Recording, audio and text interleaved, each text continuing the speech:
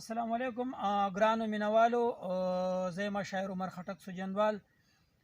ملګرو، نن بیا د نوو شعرونو سره حاضر یم. نن مې د زرین خان خټک څو شعرونه راوړي دي. زرین خان خټک صاحب دی الله وبخي، د سوجندي کلي ډېر لوی شاعر و، ښه شاعر و، د څلورو کتابونو مصنف و. نو د هغه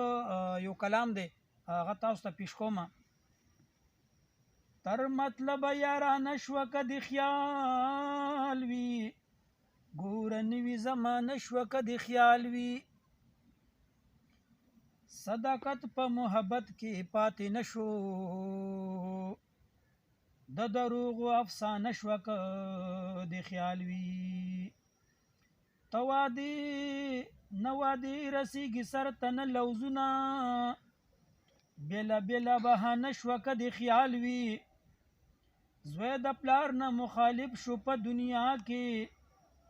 لور د مور نه بېګانه شوه که د خیال وي، زوی د پلار نه مخالف شو په دنیا کې، لور د مور نه بېګانه شوه که د خیال وي، ان قریب دی جوړ قیامت را معلومیږي، بدنیتي نشانه شوه که د خیال وي، داسې اور د نپاک بل دی زرین خانه، داسې اور د نفاق بل دی زرین خانه، داسې اور د نفاق بل دی زرین خانه، چې تباهره خانه شوه که د خیال وي، چې تباهره خانه شوه که د خیال وي.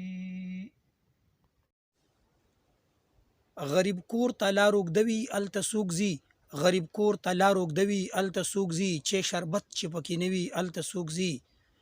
نه ستمه د مسکین نه د چا کېږي، د عجز په کور کې څه وي هلته څوک ځي، دولتمند ته به د سپي په مرګ چلیږي، دولتمند ته به د سپي په مرګ چلیږي، د عجز که بچي مړه وي هلته څوک ځي، خان لذي د چرګوټي مبارکی له،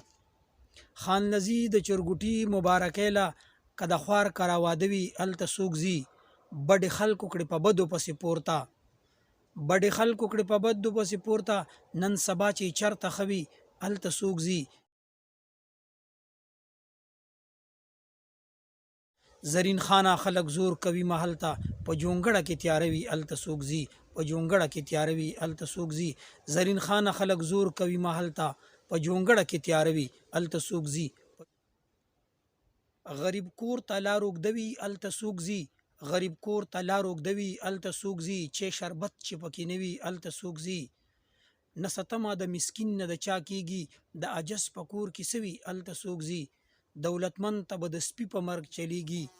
دولتمند ته به د سپي په مرګ چلیږي، د عجز که بچي مړه وي هلته څوک ځي، خان لذي د چرګوټي مبارکی له، خان لذي د چرګوټي مبارکی له، که د خوار کره واده وي هلته څوک ځي، بډې خلکو کړې په بدو پسې پورته، بډې خلکو کړې په بدو پسې پورته، نن سبا چې چرته ښه وي هلته څوک ځي، زرین خانه خلک زور کوي محل ته، زرین خانه خلک زور کوي محل ته، په جونګړه کې تیاره وي هلته څوک ځي، په جونګړه کې تیاره وي هلته څوک ځي، زرین خانه خلک زور کوي محل ته، په جونګړه کې تیاره وي هلته څوک ځي.